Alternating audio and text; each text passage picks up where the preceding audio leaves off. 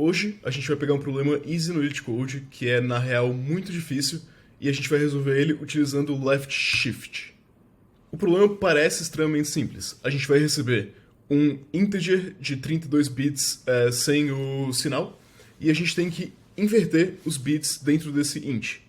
Aqui no caso, eu estou dando o exemplo de um int com só 5 bits para ficar um pouco mais simples da gente entender. E vamos também resolver esse problema da maneira que é pra gente resolver. A gente poderia, por exemplo, transformar isso aqui numa string e inverter a string, mas aí derrota o propósito, não tem graça.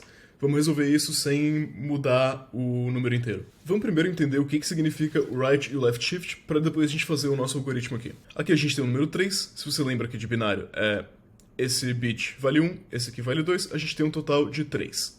Se eu der um right shift, ou seja, um shift para a direita de uma casa, eu estou movendo ele para a direita uma casa, e agora o meu valor é 1. E eu consigo te mostrar isso aqui numa shell do Python que eu abri. Se eu der um n igual a 3, a gente consegue ver que o nosso valor de n é 3.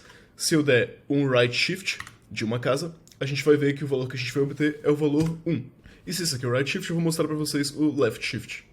O left shift, nesse caso, seria adicionar um 0 aqui no final. A gente move os bits uma casa para a esquerda. Então a gente tem aqui o bit 1, o bit de valor 2 e o bit de valor 4.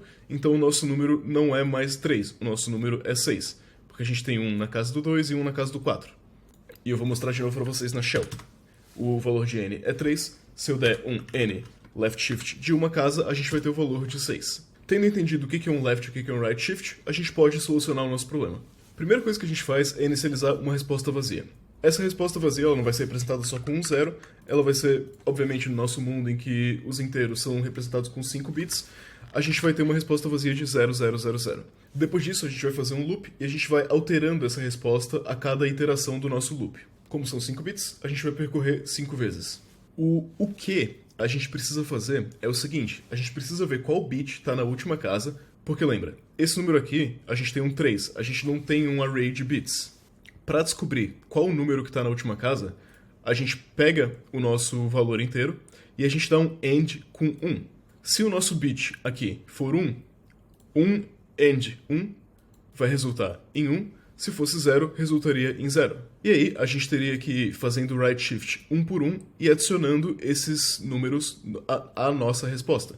Mas vamos ver como exatamente que a gente vai fazer isso. Primeira execução do loop, eu dei um AND do nosso valor inteiro com o valor 1, e eu descobri que o último bit à direita era 1. Eu peguei esse 1 e eu quero adicionar ele à nossa resposta. Como que eu faço? A gente vai dar um left shift nele de 4 casas, ou seja, adicionar 4 zeros no final, e vai então fazer um AND com a nossa resposta. Por que AND? Se esse bit fosse 0, o nosso último bit à esquerda se manteria 0. Como esse valor aqui é 1, o nosso último bit à esquerda na resposta vai virar 1, porque 0 AND 1 vira 1, e 0 AND 0 continua sendo 0. Essa foi a nossa primeira iteração no loop. Na segunda, a gente vai dar um right shift aqui no nosso número, e a gente vai descobrir, de novo, qual o último bit à direita, se é 1 ou se é 0. Fizemos AND com 1, a gente descobriu que o último bit à direita era 1. Tendo o nosso 1, o que a gente faz? Ao invés de dar um left shift de 4 casas, agora a gente vai dar um left shift de 3 casas. A gente vai adicionar 3 zeros ao final desse número. E a gente vai, de novo, fazer um AND com a resposta. Se eu der um AND com esses dois, eu vou obter esse valor aqui. E a gente continua fazendo isso por todas as iterações. A gente move esse aqui mais um para a direita, a gente dá um AND, a gente descobre que o valor é 0. Ao invés de fazer um left shift de 3 casas, agora o nosso left shift é só de 2 casas. A gente pega esse valor e a gente dá um OR com a resposta. Não mudou nada, se mantém a mesma resposta. Mais uma iteração. Right shift de uma casa, obtém qual é o último bit, nosso último bit é 0. Ao invés de dar um left shift de 2 casas, a gente dá um left shift de uma casa só. OR com a resposta, manteve a mesma resposta. Mais um right shift, nosso último bit agora, a gente descobriu que o último bit é 0. O último bit sendo 0, OR. A resposta continua sendo a mesma resposta.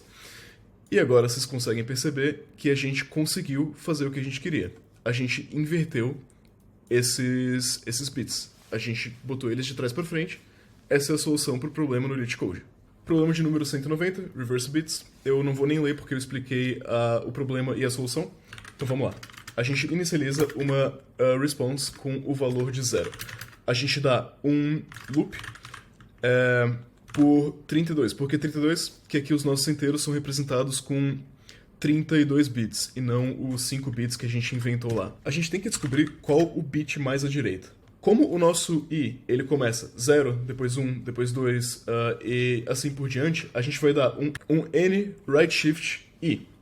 No momento o nosso i é 0, então na primeira iteração do loop, esse aqui vai ser o primeiro bit à direita. Na segunda iteração do loop, ele vai ser o segundo bit à direita, e assim por diante. A gente vai fazendo aquele esqueminha aqui. O nosso primeiro vai ser esse aqui, o nosso segundo esse aqui, o nosso terceiro esse aqui, enfim. Cá estamos, a gente precisa dar um AND com 1. Depois, eu preciso dar um OR na minha resposta com o meu bit. Só que, lembra que o meu bit, eu preciso dar right shift nele. E aqui, o nosso primeiro right shift foi de 4. O segundo right shift foi de 3. Então, o nosso right shift, ele começa sendo 1 a menos que o total, que o número total, e ele vai decrescendo. O nosso left shift, ele vai ser de 31 menos o valor de i. Então, o primeiro left shift vai adicionar 31 zeros e o bit que a gente pegou aqui na resposta.